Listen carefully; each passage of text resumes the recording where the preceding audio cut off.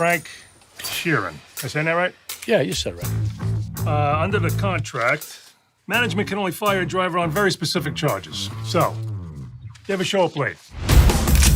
No. Do you have any moving violations? No. Do you drink on the job? No. You ever hit anybody? On a job? Yeah.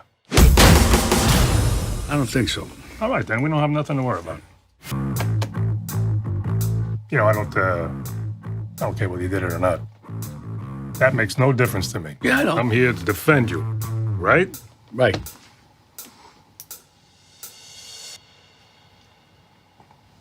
What do you want to know? You want to know if I did it or not? No. It's gonna happen.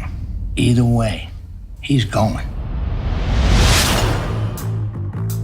The Irishman is directed by Martin Scorsese and is based off of the memoir I Heard You Paint Houses, which follows an ex-mafia hitman who recalls his life working for the mob and working for notable people like Jimmy Hoffa. And this was a film that I was hesitant to watch simply because of the runtime, clocking in at 209 minutes, which is just a hair under 3.5 hours, which it's daunting even for it being a streaming service movie. You know, just actually sitting down and watching that to completion is very daunting. And keep in mind, this is coming from somebody who loves watching the extended editions of the Lord of the Rings trilogy. You know, the Fellowship of the Ring, which was around the same runtime, and then, what was it, both Two Towers and Return of the King were either close to being 4 hours or basically exceeded the 4 hours. But luckily I was able to watch this during a period where I had maybe a few days off. It was around Christmas Day this last year. So I just said fuck it, turned it on and watched it. And as of doing this review, I've only watched it twice. I watched it that weekend, and I watched it maybe a day or two ago. I honestly, during this whole period, especially with doing as much self-isolation as I can, considering the fact that I'm an essential employee in my career field, fuck.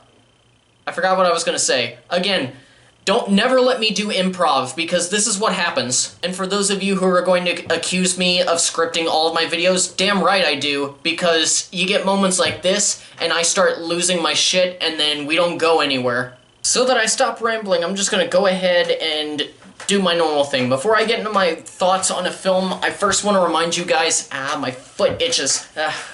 Hang on. I want to remind you guys to hit that like button and hit that subscribe button, especially that button,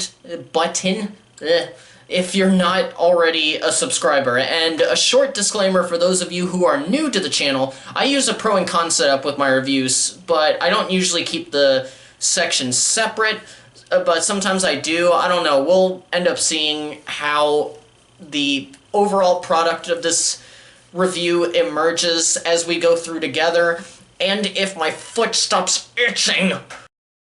Now that that's done, let's get into my review of The Irishman. This part I feel like is a bit of a cheat in the fact that I don't really have a complaint, really. I mean, no, the runtime was not as daunting as I thought it would be initially, and I can't think of really anything that I would remove from this film or that didn't work in the long run. But there are moments where you feel like maybe scenes could have been or should have been shaved down a bit to actually make things a tad bit more tighter. But this con stems primarily from the fact that, for me personally, after a while, it's difficult not to notice the runtime and feel a little less immersed in the overall story. This one is something that if my wife hears me say this, she'll be very disappointed in me, because she's told me that I'm sometimes too critical about stuff like this. But as I've mentioned before, if I had to choose one discipline in filmmaking that I take the most interest in, it's visual effects. And this is what most people would have heard about the film before actually seeing it. The fact that the film had 3 of the biggest classic movie stars all sharing the spotlight, and they would all be shown from at different points of life through de-aging. And this worried me only because sometimes de-aging can look great, and sometimes it can look terrible.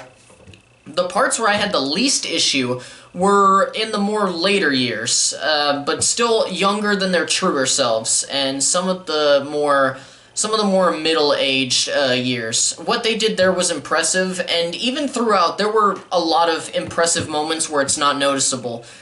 But the visuals do suffer, especially in their earlier years. At these points, you get these moments where some of these characters look like they were characters pulled straight out of the Polar Express movie.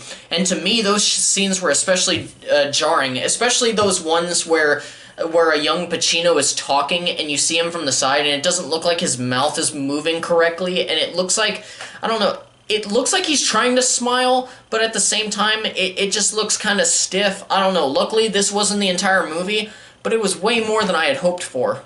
Other performances, I'm grouping them all together into one technically, but I will at least give them their own respective numbers to give them the proper amount of respect of how equally important each one is to this film. But I believe that if you had to choose one specific aspect of the film and definitely say this is the reason you should see Irishman, it's the performances of De Niro, Pacino, and Pesci. Robert De Niro is the best that he's been in years, and I honestly thought he was a shoo-in to be nominated for the Best Actor Oscar this year, which sadly he did not receive. And he just gave a masterful performance throughout, but it's really in the last 30 minutes that cement him, because he has a very subdued performance about things, just reflecting on everything that's happened up to that point. And, Pesci, who gives another masterful performance after coming out of self-imposed retirement to play this mob boss who comes across as both a great friend and also somebody that will easily kill someone and their family and go about business afterwards without changing anything about his behavior. That one was especially amazing. And then Pacino in his first collaboration with Scorsese, which I actually had to do research before this point. I'm really surprised that they hadn't worked together before this point. But anyway, Pacino mesmerizes as Jimmy Hoffa, a name that won't mean much to most people of my generation, but will mean a lot to those who grew up around that time, or those who are a bit more familiar with that part of history than I definitely am. I had no idea who he was, and now that I've seen the film, honestly, anything that comes up about him, like a documentary or anything, I will surely, I don't know what the hell that was, I will surely soak up that thing like a sponge. Sorry, the alliteration was kind of hurting my brain. But anyway, I've always praised Pacino for being an actor who never feels like he's acting, even when he's being very bombastic in his roles. And this is yet another bombastic character for Pacino, and it's exactly what I needed the first time that I watched the film, and most recently, especially because I needed something to really hook me during this quarantine period with the COVID-19 coronavirus bullshit. But just... Sorry, I just had a blank. Just the last part. Both Pacino and Pesci were nominated for Best Supporting Actor for these roles, and they were without a doubt worthy of these nominations. As a 3.5-hour film that doesn't have a lot of quote-unquote action, the majority of the film is still quite riveting, much of it thanks to those 3 performances that I just mentioned, and also because of a choice that a lot of, or actually pretty much all big-budget films these days don't really make anymore, which is to just focus on the smaller moments, the more conversational pieces, but not rush to things, instead allowing the audience to really meditate and soak in on these characters and what they're going through and what they're feeling. And even in moments that could be considered boring, like where no characters are talking, we're just given that chance to soak in the atmosphere, and it leads to some very harrowing scenes and sequences. There's a good 20 minutes of the film, closer to, not at that 30 minutes that I mentioned earlier, but a bit before that, which just, it's one of the most suspenseful scenes that I've seen in years, and even between both times that I've seen the film, it really stuck to me because of how masterful the build-up was, and the eventual execution of the sequence. And while the film is never boring, I feel that the film becomes the most masterful and the most interesting after the film feels like it has naturally concluded. But then we are gifted with the final 30 minutes that are just a quiet reckoning of the soul, begging the audience to ask why anything had to happen in this film the way that it did, and not in a bad way, but more of a reflective way, as though, like in life, we recognize tragedy far too late. While the film is initially daunting just to start it, it warms up to you and rarely overstays its welcome despite the natural lull that you feel from a 3+ hour film, and also from the de-aging that's, in my opinion, jarring from time to time. Scorsese has gifted us with another great gangster film, and 3 masterful performances from 3 masters of the craft.